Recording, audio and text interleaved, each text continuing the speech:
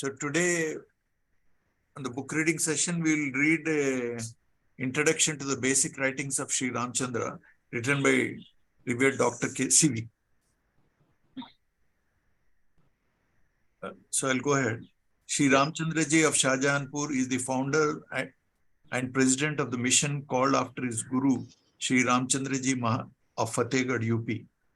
The mission was started to spread the method of Raja Yoga, which Sri Ramchandraji of Fatehgarh devised during his lifetime. Though based on the ancient method of Raja Yoga, it is, in a sense, an innovation and improvement on that method, which also fell into disuse owing to a variety of causes. The training given under this new method for spiritual improvement is unique and is in many respects different from what goes by the name. This is, in the considered opinion of the founder, most important for rescuing mankind from the faults of spiritual training available today in every country and religion, which have led to the deterioration of spiritual values and moral degeneration and physical disintegration. The mission, therefore, has the universal purpose of uplifting humanity to the real and basic spirituality that belongs to it and into which its destiny is to evolve or attain. Sri Ramchandraji of Shahjahanpur is a unique personality in many ways. He is unlike other yogis because his yoga is called Sahaj Marg, the normal divine life which is capable of being accepted and followed by every human being without any difference of race or caste or creed. He is not dogmatic, but a practical idealist, testing every one of his methods by anubhava or experience. He is a householder living the ordinary life of a family man with all the duties and responsibilities belonging to that station and life, ashrama. His simplicity and purity and all-pervading peace are rare qualities. He enthuses everyone who meets him with his godly aspiration for ultimate peace and simplicity and liberation, both within and without. And what is more, has been able to train persons belonging to different levels of varna and ashrama to live this divine life of purity, simplicity, and peace amongst their fellow men. Sri Ramchandraji's life was entirely spent at Shahjahanpur as an official in the district court at that place. Uneventful in the respect of the world, it was spiritually packed with sadhana, which his guru trained him in. He attained the highest limits of spiritual attainment in the brief span of 30 years. He was chosen to be the representative of his master by his master, and since then he has been carrying on that work. Though, as he puts it, all the powers of nature are vested in him, yet since they are not the be-all and end-all, and in fact they are the refuse of spirituality, he has been above them all. His most important work or mission has been the dedication to make men divine through the special training discovered by his master. He has since then improved upon the technique of transmission and made it applicable to each and every type of man who seeks his help. He speaks of the special personality who was incarnated for the ushering in of the new age of true or real spirituality. Such a personality could be known through meditation. The new age of spirituality will be something quite different from the past, when only a few persons were liberated or divinized. But even those men did not have the awareness of levels of being which have now been opened up by him, the most important being the central region, beyond the levels of cosmic and supracosmic consciousness. Might be that some very advanced souls have had glimpses of the same, especially the mystics who had experienced the nihil, the unground, the void, beyond all the apprehensions of the senses and the mind, beyond the levels of the waking, dream, deep sleep, and the fourth or turiya, This is a remarkable achievement insofar as not only has he been able to penetrate into it, but also take along with him at least some of those who have been trained by him for this experience of experiences.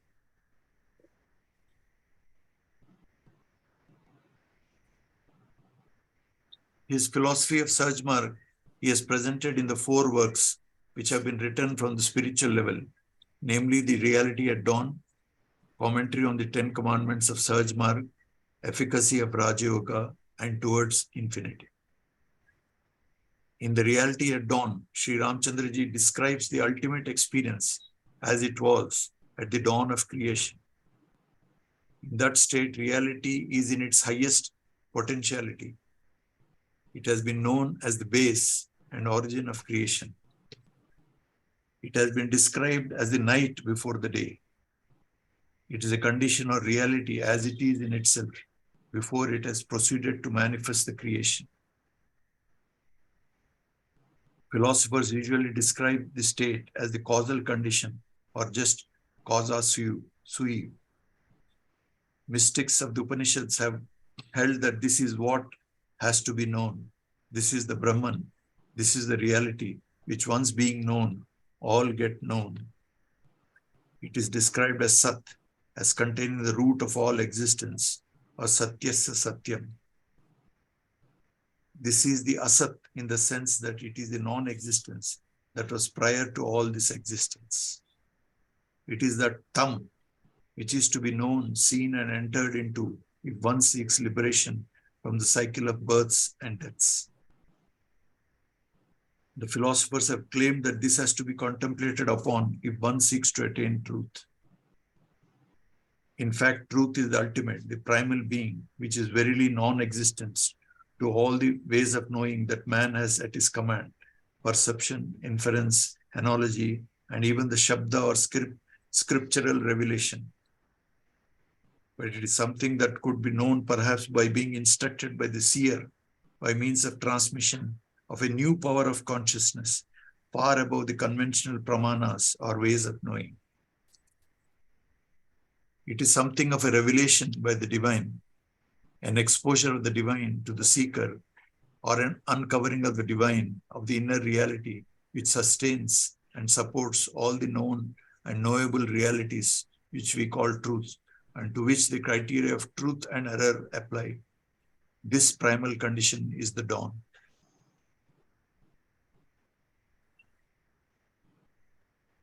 Having explained the dawn, what is the reality that one apprehends at that stage? Reality is to what truth corresponds, but it is more than truth. And thought it is that goes by the name of truth, and it is thought that makes the correspondence possible. But some levels of thought, especially the discursive, can never know reality and limits itself to consistency of one thought or idea with another. Truth is thus said to be judged by the coherency with a system of knowledge or truths, or consistency between the several truths belonging to one and the same level or to different levels. Thus, uncontradicted knowledge is said to be the truth. This is fairly applicable to the areas of our sources of knowledge, but totally inapplicable to reality that transcends them or incapable of being fully covered or embraced by them, either singly or collectively. Thus, Sri Ramchandraji affirms that where philosophy ends, spirituality begins. It begins with wonder or mystic experience. The mystic seer wishes to probe into that which is beyond thought and sense, and even the individual ego sense. He is determined to realize reality through thought, if possible, if not through being itself. In one sense, then, being becomes the mode by which being can be apprehended or grasped or made real to oneself. This is the meaning of anubhava, which may be properly translated as imperience rather than experience. It is an intuition rather than intellection or discursive or dichotomic dialectic.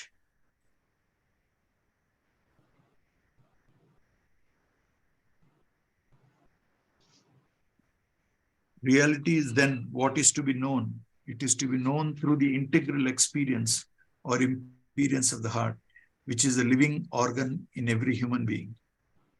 Considered in the context of Anubhava, the heart has reasons which the head or intellect can never be aware of, and more often the heart is right, though the head refuses to credit it with wisdom. In other words, the Anubhava that leads to the realization of reality is something different in kind from what operates through the head or intellect. This leads to the question whether these are not opposites.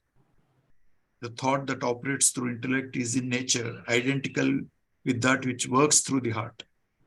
But as Sri Ramchandraji points out, there is inversion, a phenomenon which we can witness in all cases of movement, a wavy process that causes inversion. The right becomes the left, the up becomes the down. This is the principle of invertendo, which he expounds in his works. It is this principle that leads to our world, experiences, and takes us from grossness to subtleness or vice versa. Thus, successive stages of thought might appear to be contradictory or opposites, when in fact they're just the same at different points of movement, as in the motion that is a way or a wave motions.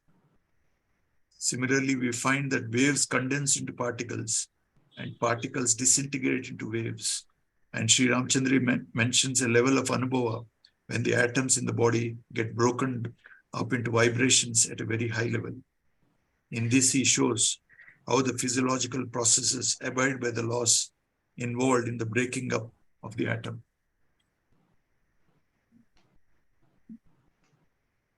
We'll stop here.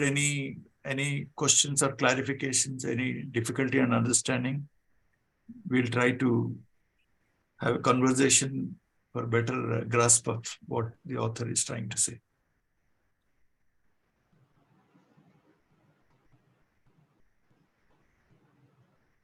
Vivek, ठीक है तो we'll go ahead. Yes, sir, we can go ahead.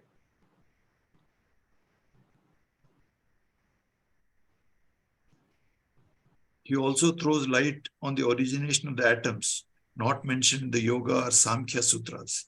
And he also shows that changes occur in the human body in a perfectly intelligible manner by the utilization of the divine thought force, which operates on the lines mystically noted in the Vaisheshika doctrines of Pilapaka and Pitarapaka. These have been thoroughly forgotten by the schools. Thus, Sri Ramchandraji points out that it is absolutely necessary to go beyond the intellectual philosophers and philosophy, and instead of finding refuge in an equally untenable religious solution, seek the spiritual awakening which puts us in direct touch with reality. Reality is the ultimate ground of all manifestations.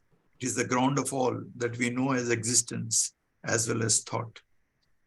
This ultimate reality is characterized by peace, calm, plenitude, and simplicity and infinity. It is a thumb, union. With this is liberation and perfection and realization of one's nature. To live with it is to attain the real thing, which is natural to the human individual or individual as such. It is sahaja, the natural condition arising from living with the ultimate reality, which is the very stuff and soul of oneself in all one's levels of existence, from the subtlest to the grossest, from deep transcendent awareness to the sensory motor life in the physical body. This is the deep aspiration within each individual to attain union with one's deepest being and force of being or existence. This is the final resting place and abode of all creatures aspiring for liberation. The point which we should take is not only are we supposed to think that divine exists in the heart, but we should aspire that the mind lives in that existence itself, lives in the divine itself. So we have to attain what is called layavastha. We have to dive and merge into it and live in that place. And with that link intact, you have to carry on our duties in this world with that link intact only. The idea is Like when he talks in the 10th commandment, he says, uh, human perfection lies in realizing the master as master in the true sense, and oneself as devotee devoted entirely to his service. That's the first sentence he says. And he says, as a result of which he says, one develops within himself a state of negation which attracts the direct attention of God, and a link gets established, he says. And then next he says, after the link is established, it becomes incumbent upon the devotee to discharge all his duties, keeping the link intact. He says, by keeping the link intact, the attention, the greatness of the master gets engrossed in the heart, so that the attention of the master is always on the devotee. That's what he says. So once we, by meditation, if we get the link, all of us have the link, but many people disconnect themselves from the link. He says, keeping the link intact, then we should interact in the world. So that's what he's telling. Sahaj Samadhi means you're constantly you're constantly aware of the link, and keeping the link intact, we have to discharge our duties in this world. That's what. Correct. This is important. This, as we go, we'll understand more about it. This is the final resting place and abode of all creatures aspiring for liberation. Disunion with this source and ground never really completely happens, but manifestational creation happens by an inexplicable movement from this ultimate ground and source. And this force or movement, shog, is what is known as manas or thought.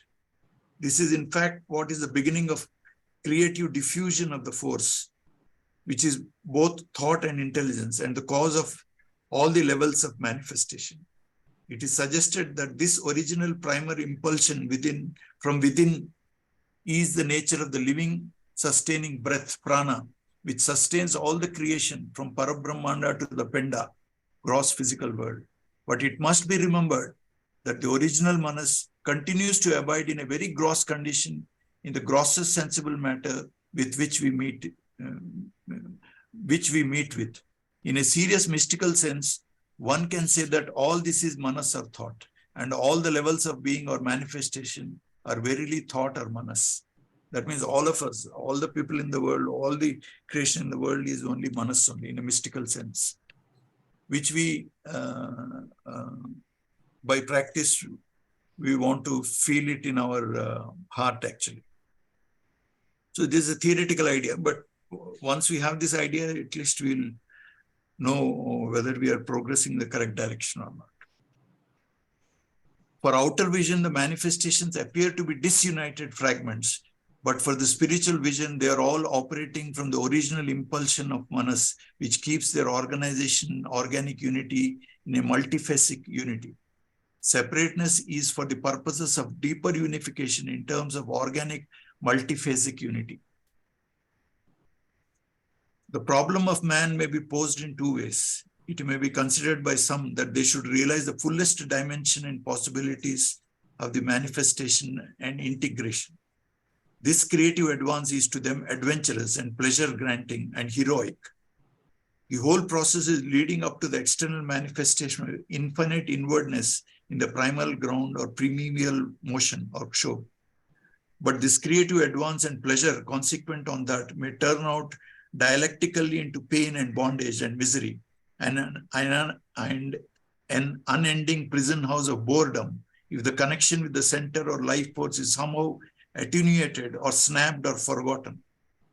When thought becomes a thing and nothing more than this, it is the end of all peace. This may be play of doom, not the play of liberation. Though it appears as a pessimistic play or tragic drama of life, it is true. Pleasure that culminates in its opposite, and an adventure that becomes its opposite, which is cowardice and fear, cannot obviously be the goal of man. The opposite tendency is to seek the origin and return to it, because all the outward movements have become exhausted in their results. Having come down to the level of the veriest matter and sense and found that all these lead to bondage and suffering, one returns to the original self, nature, giving up attachment to the sensory and motor worlds and egocentricisms. This is the path of renunciation. It's okay. Vivek, or kuch? Sir, just one question I had in the previous thing. On this theory of invertendo, what is the practical, implication or application? No, practically we experience, no? Your thought is there. Now your thought is there. That has got a particular flavor or a particular feeling. And based on that feeling, your cognition is colored by that feeling. A feeling will be there and your thinking will be colored by that feeling actually. So it's a two sides of the same coin. The thought itself has got a feeling and intellection or understanding actually. So the same thought gets inverted. And when it's inverted, the whole character changes actually. So thought where there's a dominance of Viveka gets inverted, and then you start feeling that you are interdependent with God. The same thought itself, when it's inverted, but there's no disconnection with the earlier thought and this thought. The same thought in a different phase appears, and it seems to have different feelings and characteristics. That is the inverted. It's just like any light wave is there, or suppose you put a pebble onto water. I mean, if you take a clean water is there, you drop a pebble, you see a wave moving. One wave is up wave, one wave is down wave. So so that an up and wave is the inversion, which is a common phenomena in life which we observe. So thought also has undergone these inversions. And the grossest inversion is physical matter. Even physical matter is also composed of sattva, raja and tamoguna. It has come from Kshobh itself.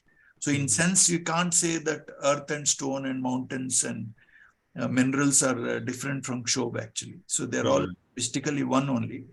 But as we meditate, we know that the thought is changing. That means it is reverting back to, it retraces the wavy pattern and goes back to the source where there was hardly any waves at all. So thought itself gets inverted actually. In the same way, he also mentions someplace, he talks about there is in the brain there is there is what is called a structure called brainstem, which unites the cerebrum with the spinal cord. That has got midbrain, pons, and medulla oblongata. In medulla oblongata, there are two humps are there, which are called decussations. Actually, the right side of the brain decussates into the left half. That's why when person has got a stroke in the right hemisphere, left side of the body gets paralyzed. So he talks about the decussate. It's like an inversion which happens, which is also present in a gross physical model also. So this is, he describes the invertendo in that fashion. If you keenly observe yourself, you'll understand it. Like the same mind, like suppose now, when it is, when it has got desire, when desire is there in the chitta, there'll be a kind of a suffering or a kind of a heat or suffering is present in the mind when a desire is revolving in the mind actually. And you get only peace when the desire is fulfilled. When you get the object of your desire, temporarily there is a peace is there. So you can watch that feeling in your own mind. And temporarily when a desire has come, you try to get into the prayerful mood and then try to make yourself humble, try to get into the state that you're a slave of desires. You are the real master in power. Try to help me from this stage. Then suddenly the thought changes. The mind achieves, the waves in the mind reduce and it becomes extremely calm. So same thought becomes very calm actually. That's an experience for all of us. I mean, only we are not using language to describe it, but all of us have this experience. Sure. Thank you so much. Okay. Where were we?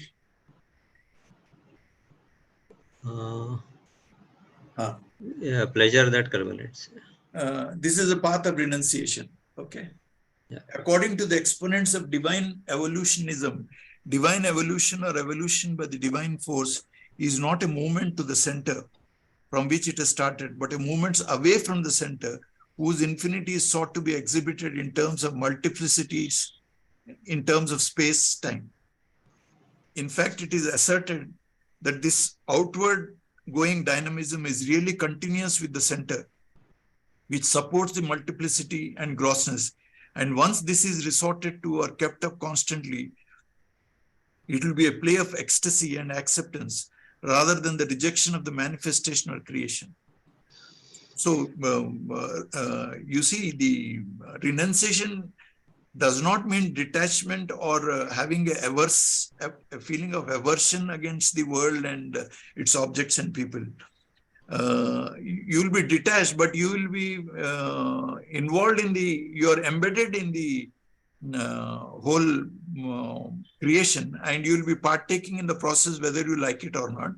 But that process, you will be embracing reality as part of your own self. So there will be ecstasy rather than dejection or a pessimism which comes when you take the traditional viewpoint that the external objects, because they're being attracted by the sense organs, which drags the mind away from peace or from the source. So a stage comes, like he talks about the condition called uparati, which is a higher stage than vairagya, where you don't even have aversion for worldly matters. You embrace them, and you a kind of equanimity and a higher degree of calmness will be there, which is higher than vairagya, actually. That's what he says. Yeah. Whereas generally, general people who are not exposed to spirituality, they have a perception that people who are doing meditation, they are not enjoying the world, they don't go to holidays or this thing and all that. That's what they think, which is not true, actually. Actually, the yogi actually has more, he enjoys life better than other people, actually. In fact, it is asserted that the outward going dynamism is really continuous with the center, which supports the multiplicity and grossness. And once this is restored or kept up constantly, it will be a play of ecstasy and acceptance rather than the rejection of the manifestation or creation. Rejection of manifestation is not necessary nor inevitable for the realization of the divine freedom, which is freedom realized and experienced in terms of manifestation and multiplicity. But the grossening process in the last terms of the downward or descending process leaves evolution in the grip of materiality and immutability. So much so, even this theory would have to provide for the yoga, which entails the rejoining or linking up of the lowest and the lowliest with the central original force of the divine, so that these may have continuous flow of divine energy, which remains divine even in matter. The necessity, therefore, to conceive of divine as remaining divine even when it is descended into matter becomes more and more clear. And this means that we have to conceive of a second or third or a fourth force different from that which has descended to form the levels and is seeking experience in each one of them. God then has to be brought down to the lowest level if there is to be divine evolution. Ancients knew that the divine is indeed the guru or teacher, who constantly undertakes this task of linking up the outermost with the innermost. But not only does he himself do it, but also provides for the constant working of this process through those whom he had trained in it. The avatars also are considered to perform this divine function of linking up the divine with the manifestation from the center, which is himself, to the fringes of matter or the inconscient gross being, all of which are the extensions of his thought force or manas or prana. Ordinarily, yoga or linking is the attempt at union by the individual with the divine center. But really, it is a conscious assistance that one gives to the divine in linking up itself with the divine. In other words, whilst yoga is what the divine is performing and maintaining at all times and levels unceasingly, it is the individual's recognition and renewal on his part of the connection with the divine in a complementary effort to that of the divine. So you see, very interesting idea he's talking. He says, we are never separate from God. And we consciously recognize that link by our cooperation. So actually, the growth in wisdom and the growth or the stage of realization happens by our cooperation. But as it is, we were never separate from God. That's the point he's trying to say.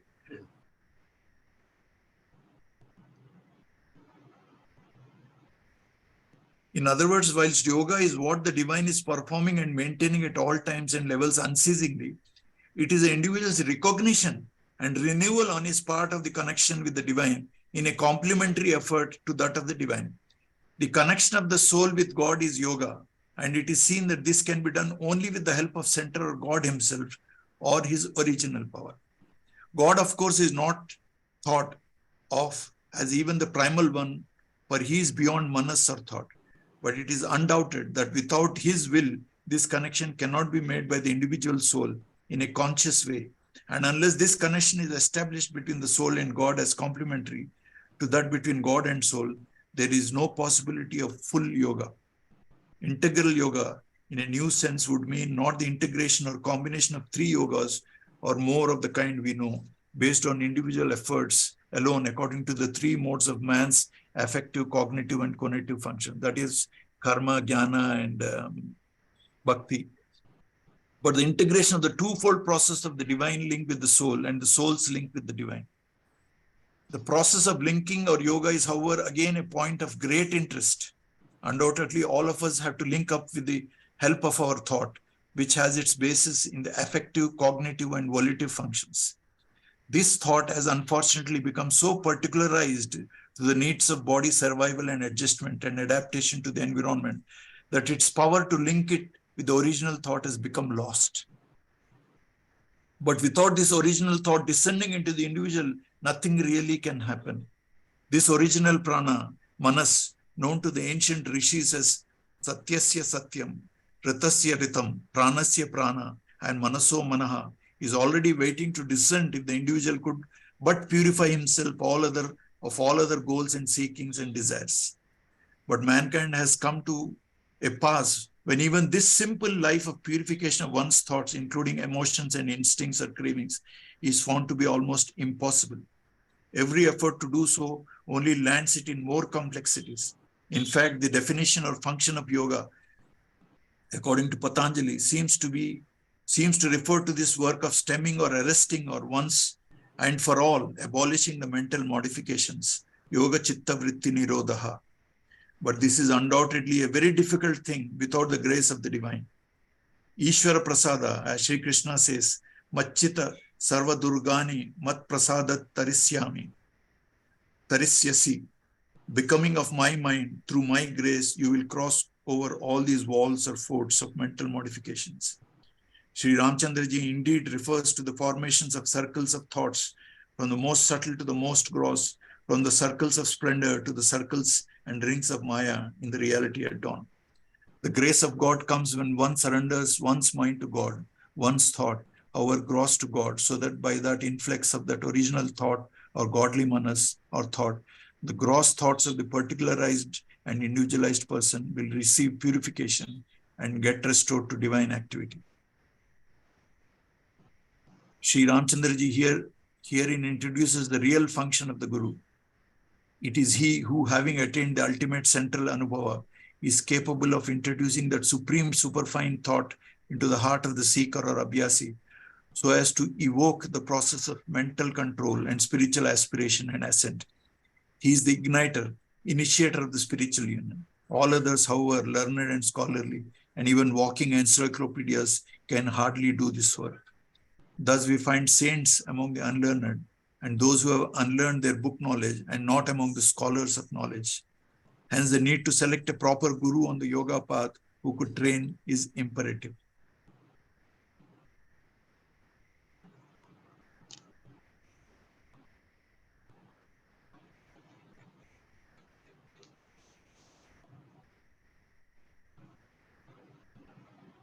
Fairly big. So we'll read up to page 15.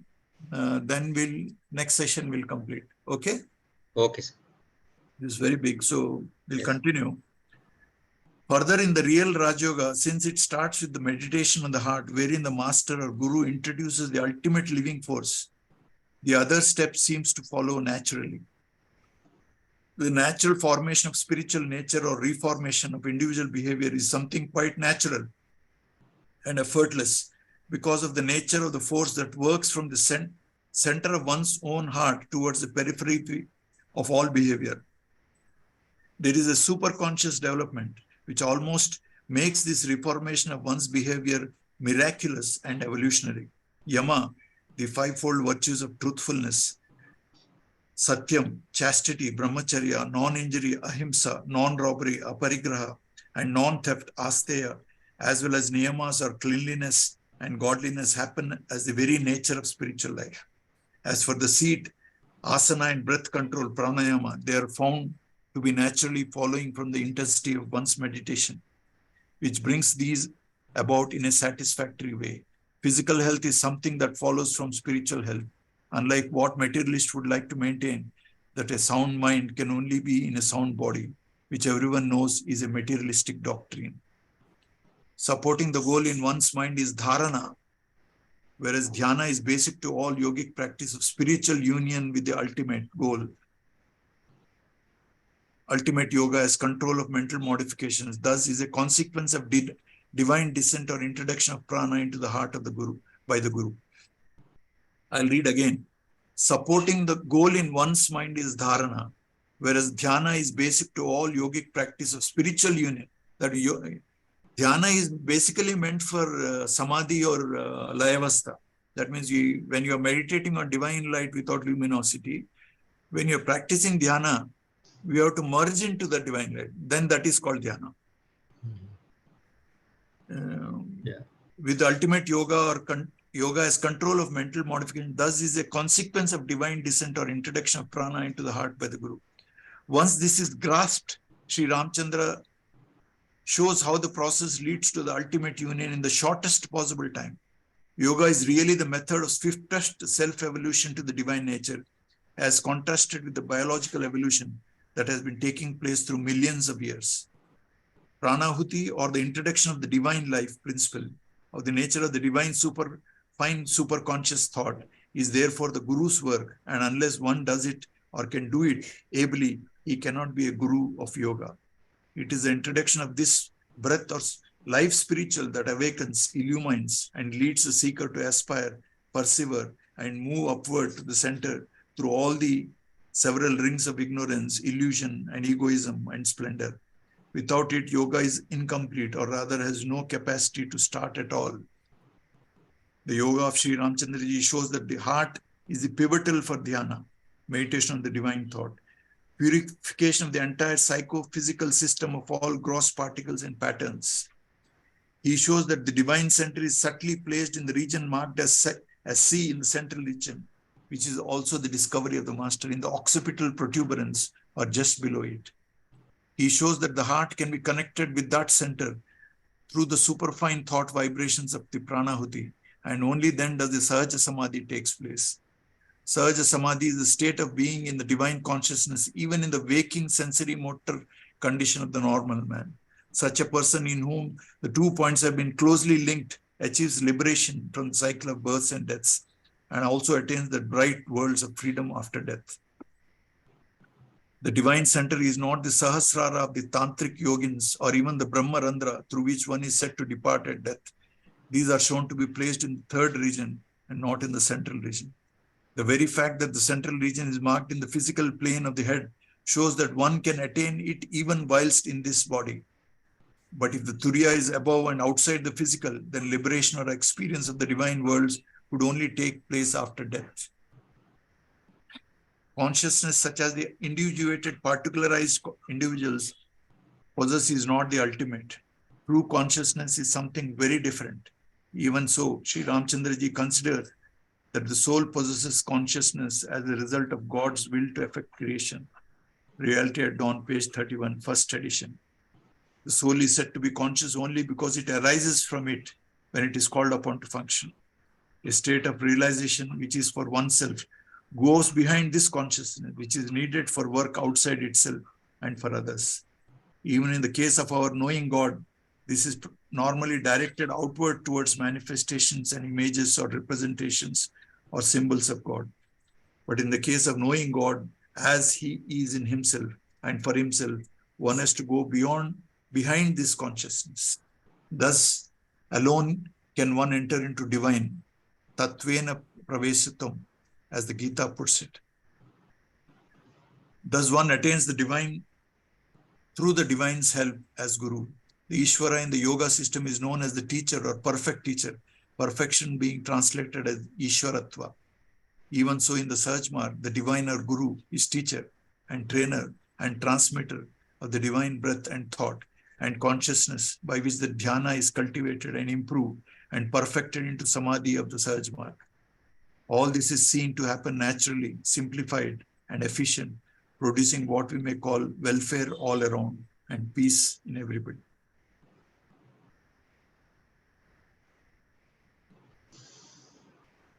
One finds that one's problems of the evolution into divine nature gets solved easily and without the arduous practices which do more harm by producing tensions in the life. Theories of Maya have produced more tensions than solved them. Similarly, renunciation has produced tensions of a different kind. Even the practice of virtue has become a hazardous enterprise in the modern world. The ethical life is a life of tensions, whereas really it is a life of vice that ought to be so. In any cases, vices produce tensions and create more complexities at the physical, mental, and spiritual levels. Sri Ramchandraji in the Reality at Dawn presents a simple philosophy of the Sahajmarg, which could help everyone to become normal, undepressed, and unrepressed, detentioned, and happy, even amidst the chaos that is shrouding the world today. The ethics of Sahajmarg consist in its being the preparation and practice of spiritual life. It has been held that before one undertakes the practice of yoga, one should possess or cultivate fourfold means, sadhana chatushtaya, as pointed out in the Reality at Dawn, viveka, vairagya, samadama, upratiti, tiksha, shraddha, and samadhana. The Vedantic explanation is slightly different from those adopted by yoga. In any case, everyone is agreed that it is necessary to awaken to the sense of the temporary and the permanent, out of which others follow necessarily. The yogic transmission of the highest consciousness, which becomes a divine censor within our conscious, makes the following of the several steps of moral reformation easy. This is important. The yogic transmission of the highest consciousness, which becomes a divine censor within our conscience. That means you know what is right and what is wrong, and you only do the right. The yogic transmission of the highest consciousness, which becomes the divine censor within or the conscience, makes the following the several steps of moral reformation easily. The will to do the right, knowing the right, is all that is necessary. One should not be in a state of mind of many a weakling. I know what is righteous, but I am unable to follow it. I know what is wrong, but I am unable to resist doing it. This predicament of the moral degenerate like Duryodhana is made impossible once the individual comes into the path of spiritual regeneration and evolution through spiritual transmission.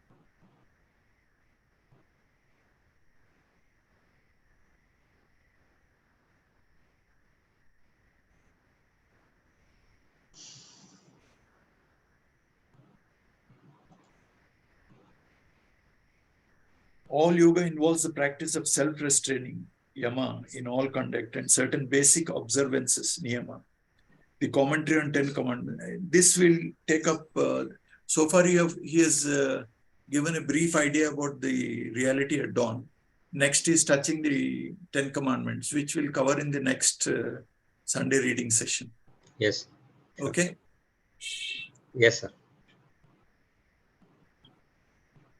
This is just a reading session, but this is only to whet your appetite so that you can go and read yourself slowly, contemplating, so that, we become better at our meditations. Yes. Any question? Anybody wants to contribute anything to this book reading session?